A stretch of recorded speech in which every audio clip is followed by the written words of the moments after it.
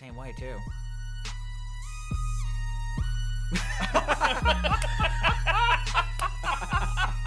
I'm here. Hey, Dad. That's amazing. You got a boy chest. Ew. Oh God. Freaking out. Kind of look like it, right? Oh, I would love to see one of these glitch out. Oh yeah. Oh, that's great. yeah. It's good. That's the great. The tray is fucked That him is up. so good. Trace ruins everything. Oh, that's so good. Just punch that air. That's really That's good. his god power. Where is I like that the monster's gone completely. Yeah, I was just wondering, like, is he... All the dudes are on the ground like, what is he doing? What? Look, they're like, what do we do? What do we do? Oh, perfect wow. finisher. It just keeps getting Perfect better. finisher. Just fuck the world. Still riding it.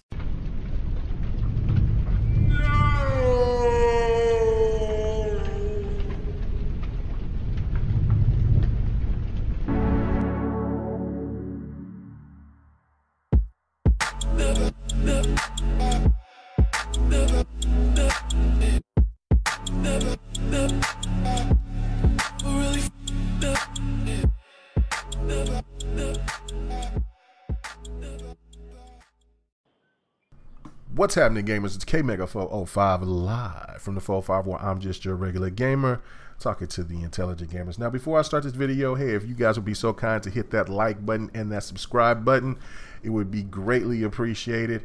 And also leave your input, man. I'm always interested to hear what people have to say, regardless if it's negative or positive. If it's too crazy, I just don't answer it.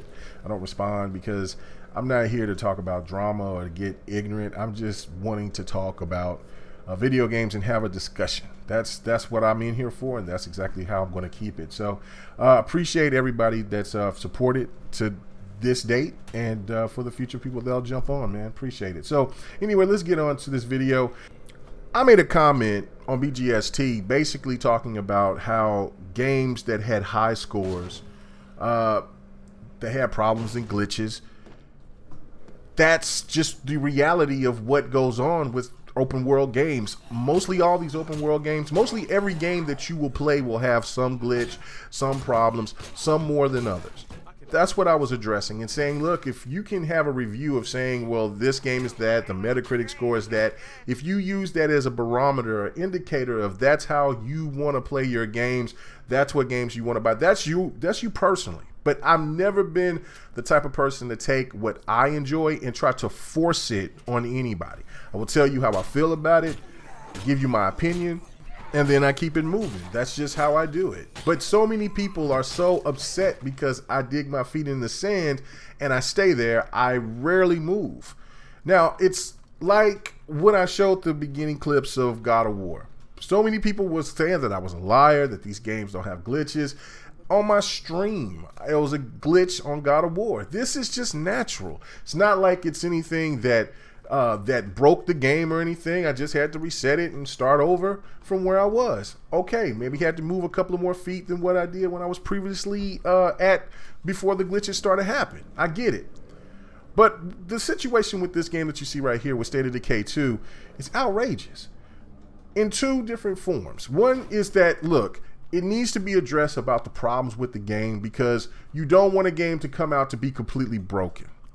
Another ridiculous reason is that you're trying to compare a game like State of Decay 2 that has its issues to Friday the 13th, which is bonkers. I never got a chance to play that game in person because it was so broken you couldn't play it. I just go back and I think about games that had so much potential, and there was a lot of people that gave up on them, but then at the end, now everybody loves them because of patches and how they fix. One game in particular this generation that comes to mind, and that is Battlefield 4. There's so many people that love Battlefield 4, can't wait for Battlefield 5, and hopefully that it's modern so they can still have that reminiscent feeling of how 4 played. But when that game launched, it was rushed, it was broken, it was horrible. And people had a problem with it, and they fixed it. They kept patching and patching and patching, and finally they got it right. That game runs buttery smooth.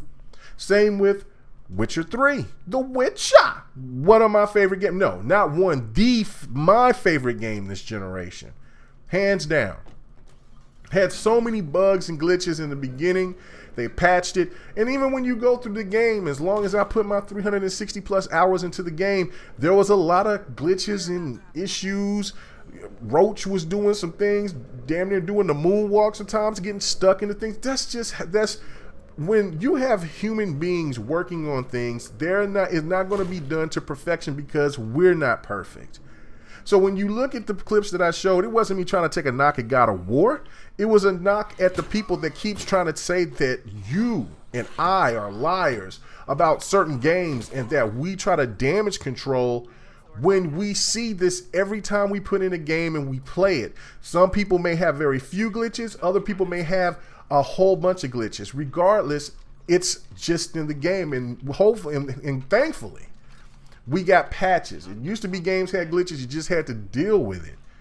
So there's no fanboyism here. There is no damage control. The fact of it is that when you have a game like State of Decay or like Sea of Thieves or like Days Gone is getting ripped apart and it's not even out yet. It's not even coming anytime soon. We're talking about a year, maybe year plus before this game comes out, and Eurogamer is going after it like it's coming out next week and dogging it out. This is the thing. This is the me talk about the media and how it festers and how there's so many people that have these narratives that want to use everything negative and bring it out into something that feeds into the console war. I get that people are upset about certain things what Microsoft does. You have your opinion to be upset about that. But if I'm not as stern and I'm more lenient about a couple of things, or I'm more have the glass half full type of guy, there shouldn't be no issues about that. When people had the glass half full perspective about PlayStation, when others were upset about what went on that or with Nintendo, hey, look, it is what it is. I'm not angry with anyone. I never get upset when these people get outrageous or irate or name call or drop a little hints of this and that because they don't like what I have to say. This is just opinions. We all are opinionated people on these YouTube streets and on social media, so therefore we just have to accept it for what it is. I'm not gonna follow anyone's lead because I make my own path. Say what I have to say and then I just move on. I'm not here to appease everyone because you can't. And when you talk about a game like Rise, when I talk about a game like God of War, when I do comparisons, when I say a game has this and that, there's people that always change the narrative. It was something ignorant that was brought up today that somebody was saying to me about a certain game. And then, well, you're doing a comparison of that game? Come on, no. The person was bringing the point about the glitches and showed a video of it. And look, it is what it is. I don't see why people have to get so upset and get their panties in a bunch because other people don't agree with what others think. It's just like this. If you don't like State of Decay, you don't have to buy it. That's the option. If you want to try it out, that's the beauty of Game Pass. That's not damage controlling because you want to be a smart gamer and say, look, I really am intrigued by this game, but because of what I've heard, I just want to Game Pass it. Or I just want to get the $30 version. You know, for a lot of people that jumped in and bought the $50 version, that means that they obviously had to be excited for it. It's no different than any other game out there that people may buy. Somebody bought the $79, $80 version of No Man's Sky. People have bought Last Guardian, whatever game that this is your money. I don't understand how other people can be in people's pockets and they can try to get into try to pick their brain of telling them what they can do and what they can't do because they disagree with you. To my gamers out there, all of you, no matter what gaming system you play on, keep doing you. Hell with everything else that's being said out there. It's discouraging when you look at these radical scores, and that's more of my thing about the media per se, is that, look, you can't give all these games perfect scores because they're not totally perfect, and it dilutes what is the beautiful thing about having a perfect score. You know, God of War could have made more sense of having a 10 if it wasn't 3 or 4 other games before it having 10s as well. It dilutes what it's all about to have a great game. So anyway, I'd like to hear your thoughts about it. Peace.